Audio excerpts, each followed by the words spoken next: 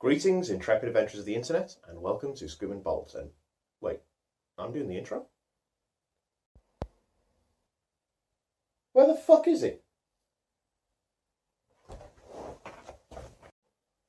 Silverbolt! Hey! Got a movie to do! I'm still not doing it. Why not? Could you not figure out how the black box works? No, my wife showed me how.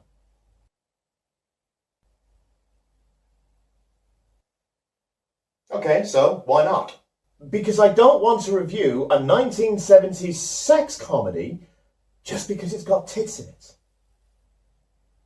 That's what you have 80s B movies for. Oh, come on, it's a classic. A New Hope is a classic. Casablanca is a classic. Gone with the Wind is a classic. You could even argue that The Room is a modern classic for all the wrong reasons. A 1970s sex comedy is not a classic.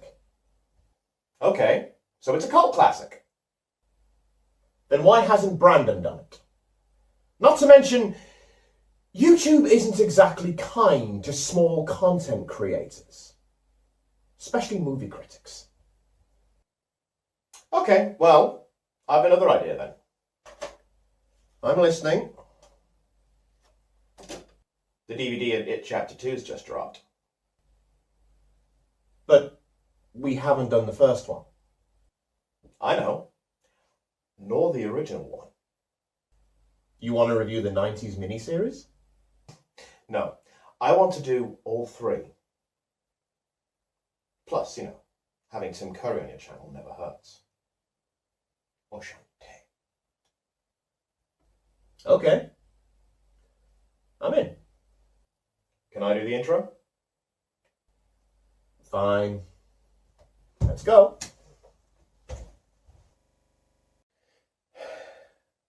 Welcome, intrepid adventurers of the internet, and welcome to Scream&bolt. I'm your host, Screamer, and over the course of the next 3 videos, we're going to be looking at more like 5 or 6 videos, dude. What? Well, the miniseries itself is 3 hours long, and my knowledge of Stephen King's It is probably greater than my knowledge of Return of the Jedi or Return of the King.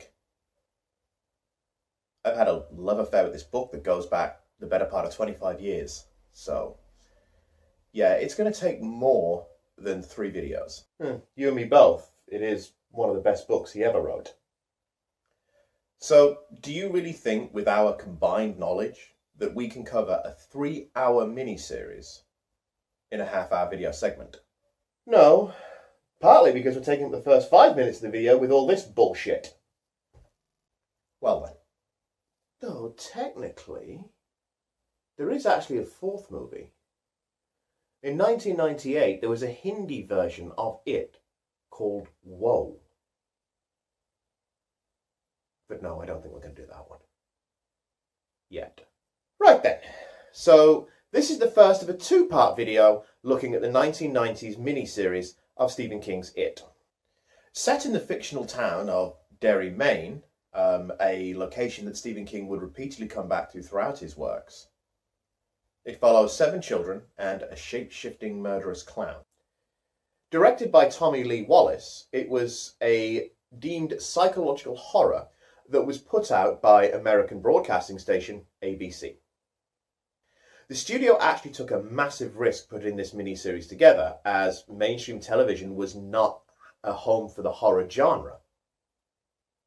However, as we'll look at the end of the second part of the video, the movie was a massive hit. We open on some really terrible lightning effects and some blowing sheets, as there is a storm coming. And I'm resisting the urge to do the Terminator theme tune. When little Lorianne, riding her cute little girl's tricycle, meets a strange presence in the washing. Pennywise, played iconically by Tim Curry, kills little Lorianne with a moving camera and we are then treated to the mother's hokey-tongued horror face. And we then meet the first of our heroes, Mike Hanlon, played by Tim Reed. Mike is concerned that some kids are getting killed, and not impressed with the police leaving possible evidence in a murder investigation just lying out in the rain, helps himself to it, and decides to phone a few friends to come and help solve this mystery. His first call is to Walton's John Boy, now all grown up, Bill Denborough, played by Richard Thomas, whose ponytail is nowhere near as wondrous as mine. His wife, who I swear was the topless woman who leaped into a snake pit in Conan the Barbarian, calls him to dinner. This is interrupted by a flashback via telephone, leading Bill to lock himself in a room as he remembers his little brother, Georgie. This leads to one of the most memorable scenes in the movie. Pennywise in the sewer, and young Georgie, played by Tony Dakota, talking to him.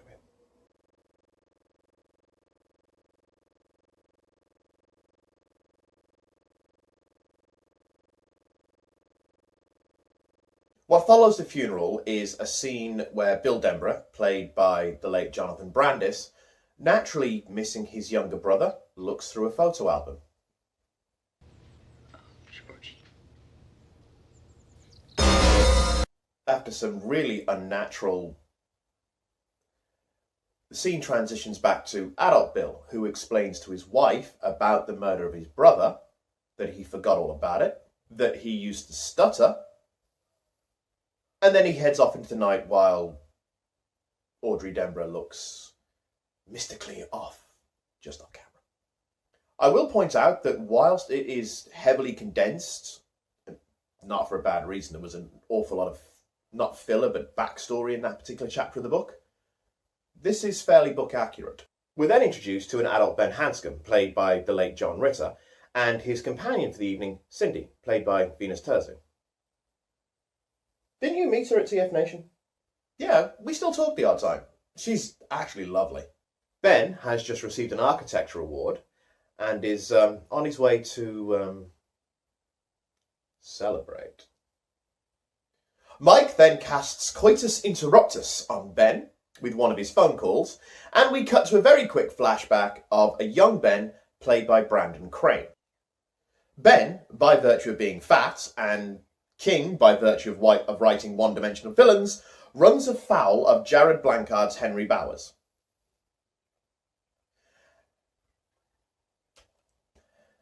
And because King only writes one-dimensional villains, they also have to be raging psychopaths. So Henry takes a knife to Ben's stomach with the intention of carving him up.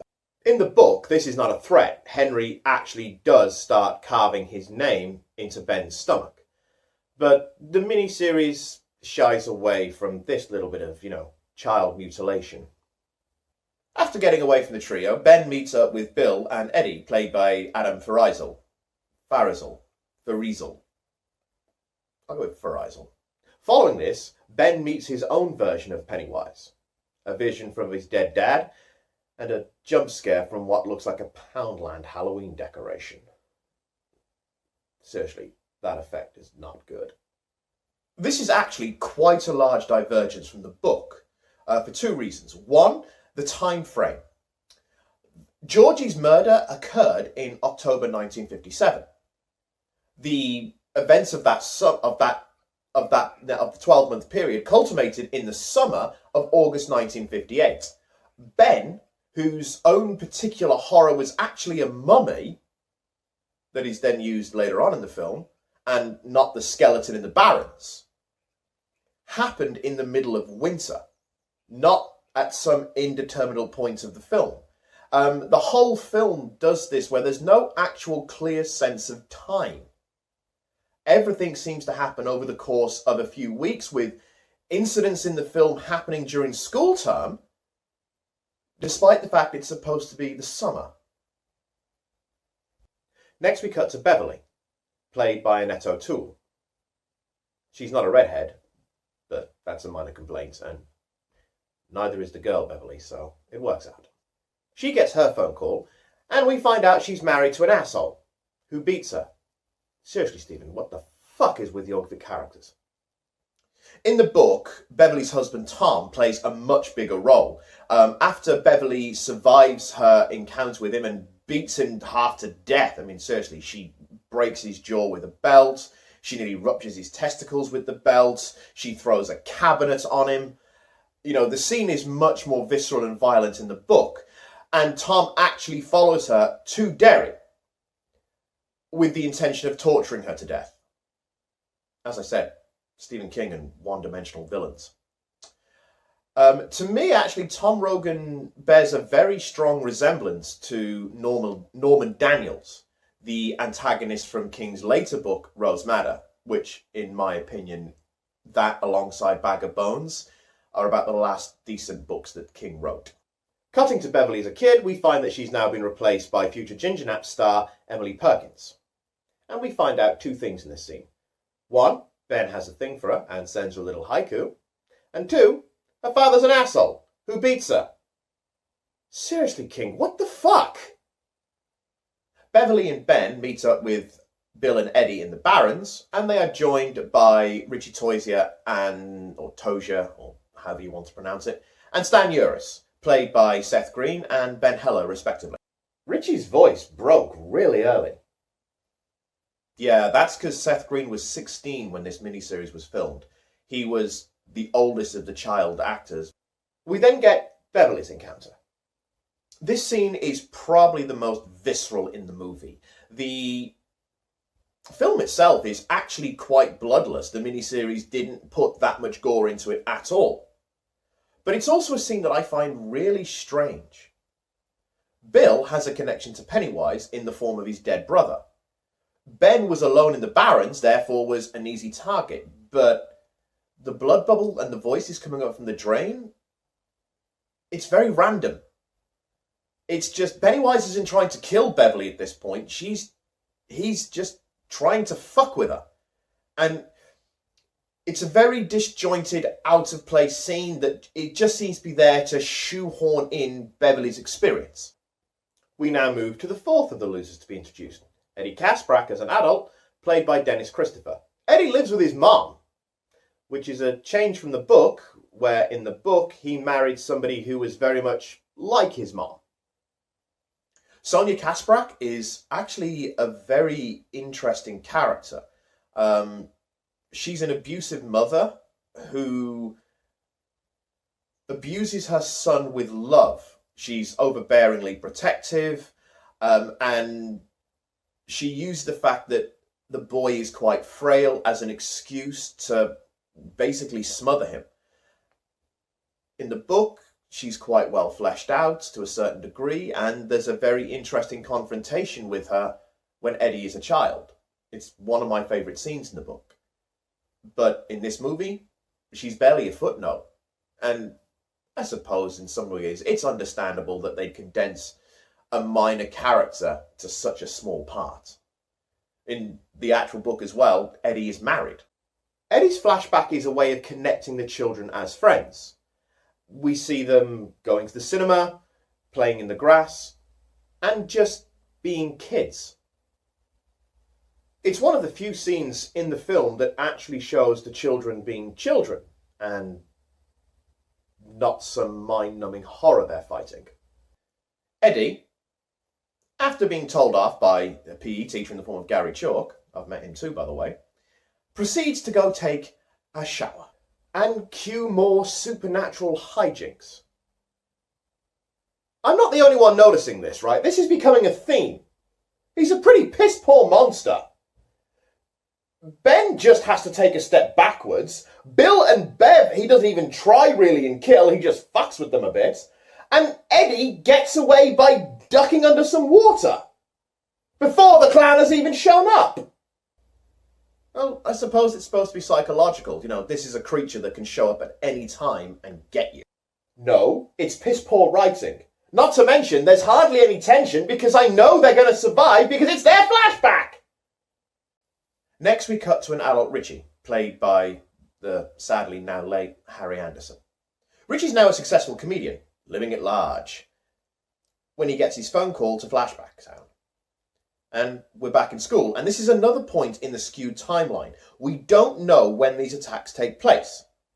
The kids don't act like they're any different, except in this one scene. You know, they look at each other worriedly. But is that because their friend has just come running up the stairs shouting about werewolves?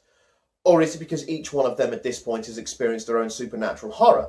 Stan's back is to the camera, so we don't know if he's seen this monster yet. And again, skewed timelines. This is supposed to be happening over the summer, but they're all still in school. You know, going by their faces, we can assume that they've all had their own encounters with the monster. Or they're trying to work out why this weird 16-year-old is trying to pass himself off as 12.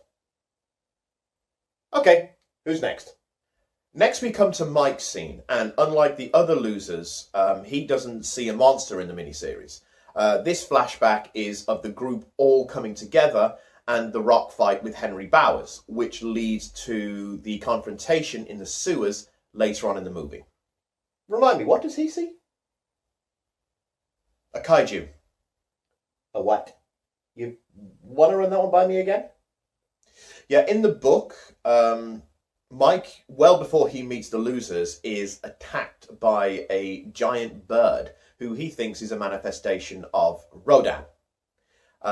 It's actually not. It's actually a fear that's pulled from his subconscious in the form of a giant crow that when he was a baby, asleep in his cot, attacked him.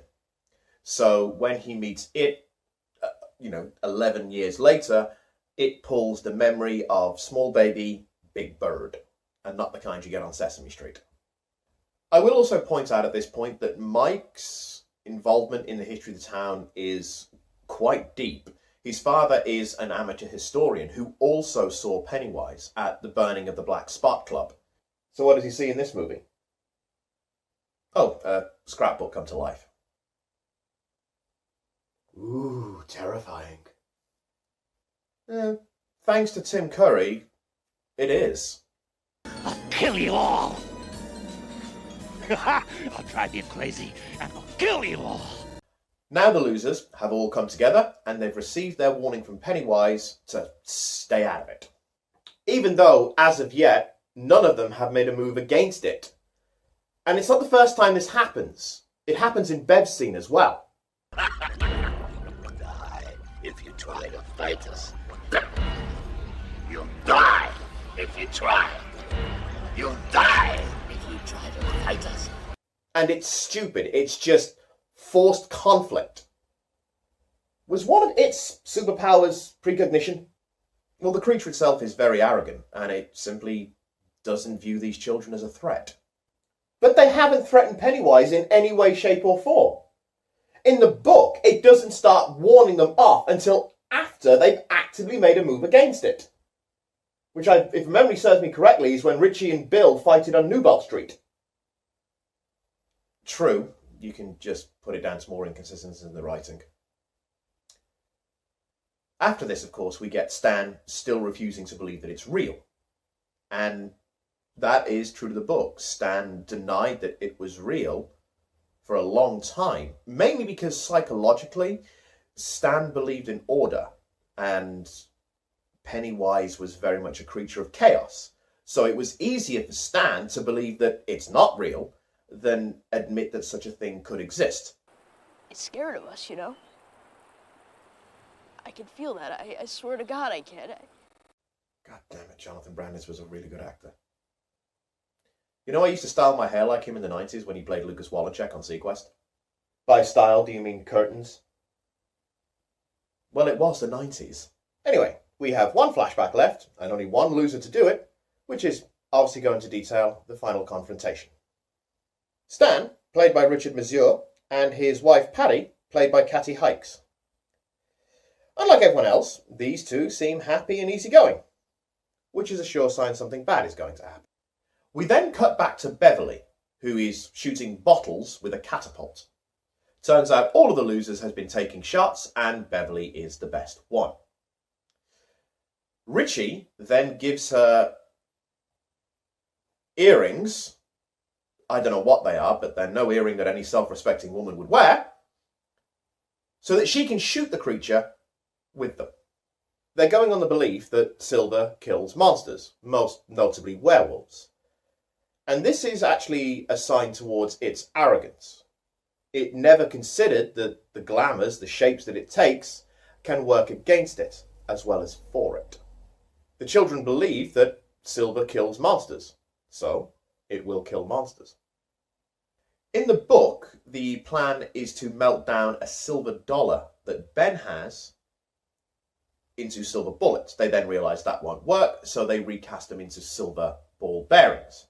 So the scene is similar with, frankly, an edit that makes sense. You know, silver earrings is a lot easier to put into a miniseries than a whole scene of them melting down steel ball bearings. The group are going to go down into the sewers, and Henry, Belch, and Victor Chris, or Patrick Hocksetter, the movie can't seem to make up its mind which one it is, follow them down in order to force a confrontation after what happened at the rock fight by killing them all. Because serial murder, he's a Stephen King villain. Book Henry is even more savage than film Henry, but at least we get somewhat of an explanation and a backstory for this mentality. In the film, he's just a one-dimensional psychopath, because it's Stephen King. Down in the sewers, despite the warnings to stick together, Stan does get separated, and is grabbed by Bowers. The impending murder of Stan is interrupted by Pennywise in his concert spotlight form, where he kills Belch, Stan runs away, and Henry's hair turns white, and presumably Pennywise gives him a high five and then fucks off again. This is a very inept monster. In the book, as is referenced to in the movie as well, it's always intended for Henry Bowers to take the blame for the murders of the children of that summer. It's why he ends up in Juniper Hills. Henry gets away from it originally in the book by running away when Belch and Victor are fighting a manifestation of Frankenstein's monster. Stan catches back up with the others, and then Pennywise appears. Guessing that Stan is the weak link in the loser's circle, he breaks it, grabs Stan, and slams him up against the wall. Eddie, for reasons better explained in the book, sprays his asthma inhaler in Pennywise's face, telling him it's battery acid. In the book, the reason for this is because Eddie feels that after using his inhaler so many times throughout the day, it feels like battery acid going down his throat. This allows Stan to get clear, and Pennywise, with a half-decent practical effect, has his face melting, and Beverly then shoots him. The skull breaks open, revealing the bright shining light that's inside of it, and the attack from the children forces it to retreat. It jumps back into the pipe, and the losers eventually convince Bill that they've killed it. Dead! We have to make sure. It sounded like it was dying. What if it didn't?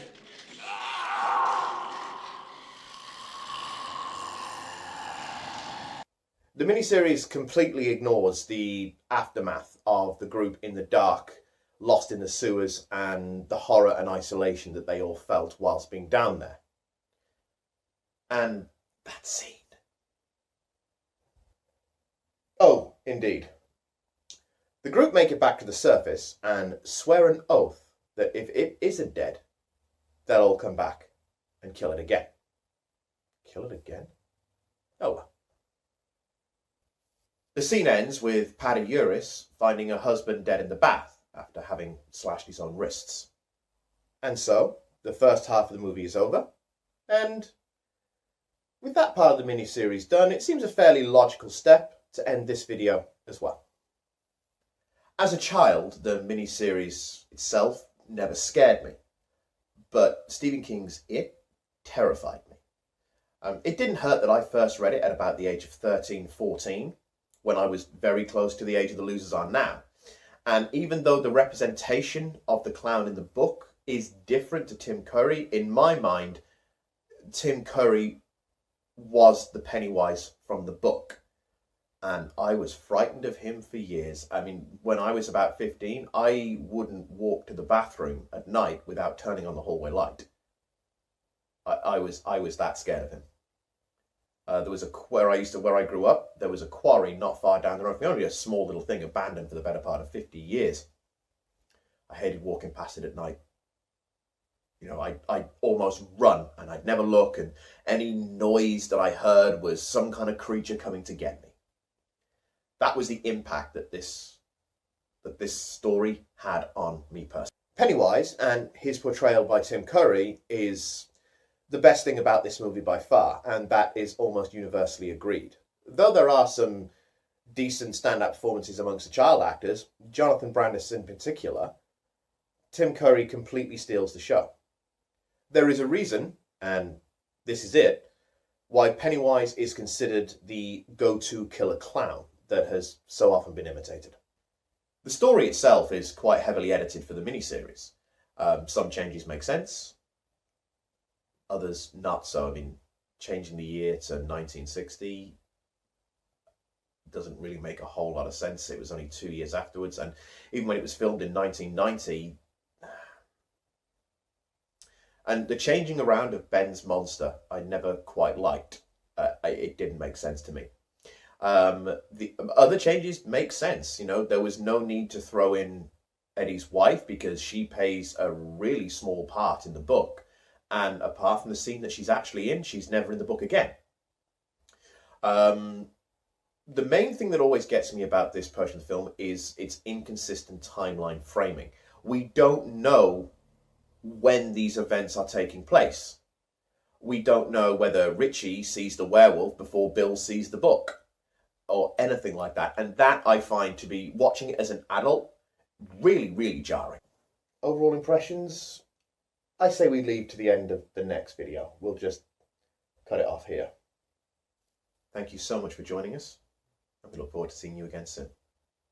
And remember, just because you think a movie is good doesn't mean it can't be bad. And just because you think a movie is bad doesn't mean it can't be good.